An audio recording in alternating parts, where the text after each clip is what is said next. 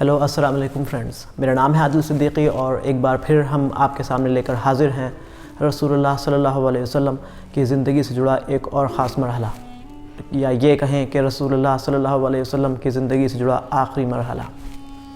یہ ہے خطبۃ الحجۃ الوداع۔ خطبۃ الحجۃ الوداع رسول اللہ کی زندگی کا وہ آخری خطبہ ہے، وہ آخری اسپیچ ہے جو رسول اللہ صلی اللہ علیہ وسلم نے دنیا سے رخصت ہوتے وقت مسلمانوں سے کہی۔ اگر آپ ایک مسلمان ہیں تو یہ ضروری ہے کہ آپ کو معلوم ہو ہم سب کے پیارے رسول اللہ صلی اللہ علیہ وسلم نے ہم لوگوں کو کیا حکم دیا ہے۔ جس طرح جب دنیا سے ایک باپ رخصت ہوتا ہے تو وہ اپنے بیٹوں کو کچھ تائید کرتا ہے، ان کو کچھ علمی وصیت دیتا ہے، اسی طرح رسول اللہ نے دنیا سے رخصت ہوتے وقت ہمیں بھی ایک وصیت کی ہے۔ وہ وصیت ہے کردار کی وصیت، وہ وصیت ہے علم کی وصیت۔ آپ لوگوں کی آسانی کے لیے ہم نے رسول اللہ کے اس خطبے کو چھوٹے چھوٹے ایپیسوڈز میں بریک کر دیا ہے جس سے آپ اسے آسانی سے سمجھ سکیں، اور یہ ہر مسلمان کی ذمہ داری ہے کہ وہ رسول اللہ کی زندگی کے اس آخری خطبے اور رسول اللہ کے حکم کو مانے اور اس کو آگے لے جائے، کیونکہ رسول اللہ نے فرمایا کہ یہ ممکن ہے کہ آج اس خطبے میں جو لوگ موجود ہیں ان سے بہتر میرے لفظوں اور میری باتوں کی حفاظت وہ لوگ کریں جو اس خطبے میں موجود نہیں ہیں۔ اسی کے تحت رسول اللہ کے پیغام کو آپ تک پہنچانا یہ ہماری ذمہ داری ہے، اور آپ کی بھی ذمہ داری ہے کہ آپ اس کو اچھی طرح سمجھیں، اپنی زندگی میں اتاریں اور آگے لوگوں تک پہنچائیں۔ تو چلیے سنتے ہیں رسول اللہ کا خطبہ۔ خطبہ حجۃ الوداع، رسول اللہ کا پیغام سبھی مسلمانوں کے لیے۔ اے لوگو، تمہارا رب ایک ہے اور تمہارا باپ بھی ایک ہے۔ تم سب آدم علیہ السلام کی اولاد ہو، اور آدم علیہ السلام کو ہم نے مٹی سے بنایا تھا۔ اے لوگو، ہم نے تم کو ایک مرد اور ایک عورت سے پیدا کیا ہے اور تمہیں قوموں اور قبیلوں میں تقسیم کر دیا ہے تاکہ تم ایک دوسرے کو پہچان سکو، اور تم میں سب سے زیادہ عزت والا وہ ہے جو تقوی میں سب سے بڑھ کر ہے۔ بے شک اللہ تعالیٰ سب کچھ جاننے والا، ہر چیز کی خوب خبر رکھنے والا ہے۔ کسی عربی کو اجمی پر یا کسی اجمی کو عربی پر، کسی گورے کو کالے یا کسی کالے کو گورے پر، رنگ و نسل کی بنیاد پر کسی کو کوئی فضیلت حاصل نہیں۔ اللہ تعالیٰ کی بارگاہ میں فضیلت کا دار و مدار صرف تقوی پر ہے۔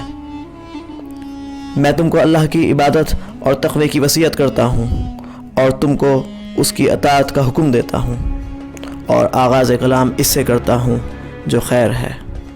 سنو، اہل جاہلیت کی سبھی باطل رسم و روایات کو میں اپنے دونوں قدموں تلے پامال کر رہا ہوں۔ سنو، اہل جاہلیت کے نسل در نسل چلنے والے خونی سلسلے اور باطل طریقوں سے حاصل کیے ہوئے مال اور افتقار کے جاہل معیارات کو قیامت تک کے لیے ختم کر رہا ہوں۔ بے شک اہل جاہلیت کے لیے تمام عہدے اور منصب ختم کیے جا رہے ہیں، اور صرف بیت اللہ کی خدمت، نگہبانی اور حاجیوں کو پانی پلانے کا منصب باقی رہے گا۔ قتل عمد کے لیے قصاص ہے، اور قتل شبہ کے لیے یعنی لاٹھی یا پتھر کی مدد سے اگر کوئی مر جائے تو اس کی دیت 100 اونٹ ہے۔ جو اس سے زیادہ کا مطالبہ کرے تو یہ زمانہ جہالیت کے اثرات ہیں۔ آج میں تمام سودی مطالبات ختم کیے جا رہا ہوں، لیکن اصل زر کی ادائیگی لازم ہوگی تاکہ نہ مقروض پر ظلم ہو اور نہ قرض خواہ پر کوئی حق مارا جائے۔ اللہ تعالیٰ نے حتمی اور قطعی حکم فرما دیا ہے کہ سودی نظام نہیں چلے گا۔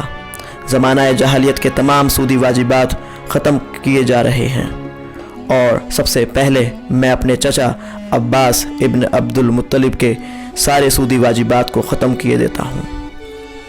زمانہ جاہلیت کے نسل در نسل چلنے والے خونی انتقام کا دستور ختم کیا جاتا ہے، اور سب سے پہلے میں اپنے خاندان کے ایک فرد ایاس ابن رابعہ ابن حارث ابن عبد المطلب کے خون کو معاف کرتا ہوں۔ یہ پہلا خون ہے کہ جس سے میں زمانہ جاہلیت کے دستور کو ختم کرنے کی ابتدا کر رہا ہوں۔ اے لوگو، قمری مہینوں کی ترتیب اور تقدیم زمانہ کفر کی زیادتی ہے۔ اس کے ذریعے کافروں کو گمراہ کیا جاتا ہے کہ وہ اپنی نفسانی خواہشوں کے تحت 1 سال محرم کے مہینے میں جنگ کو حلال کر دیتے ہیں اور دوسرے ساتھ حرام کر دیتے ہیں۔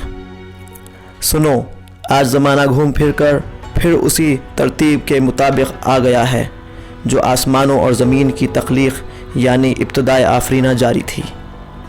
اللہ تعالیٰ نے اپنے تکونی نظام میں مہینوں کی تعداد 12 فرمائی ہے، جس میں 4 حرمت والے مہینے ہیں، جن میں 3 مسلسل ہیں یعنی ذوالقعدہ، ذوالحجہ، محرم اور 1 رجب۔ سنو، حج قیامت تک ذوالحجہ ہی کے مہینے میں ہوگا۔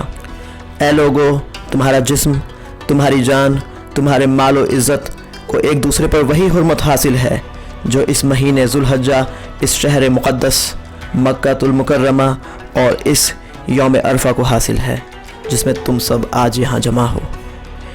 میری بات غور سے سنو، تم عزت والی زندگی پاؤ گے، مگر شرط یہ ہے نہ دوسرے پر ظلم کرو اور نہ تم پر کوئی ظلم کیا جائے، اور نہ اپنے آپ پر ظلم کرو۔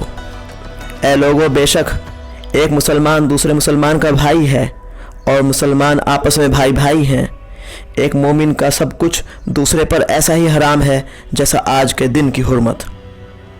اس کا گوشت دوسرے پر حرام ہے۔ کوئی دوسرے کی غیبت نہ کرے۔ ایک مسلمان کی آبرو دوسرے پر حرام ہے۔ کوئی کسی کا عیب ظاہر نہ کرے۔ اے مسلمانوں، ایک مسلمان کا چہرہ دوسرے پر حرام ہے۔ کوئی کسی کو تھپڑ نہ مارے، کوئی کسی کو ایذا نہ پہنچائے، کوئی کسی کو ایذا پہنچانے کے لیے دھکا نہ دے، اور مسلمانوں کے لیے دوسرے مسلمان بھائی کا خون حلال نہیں۔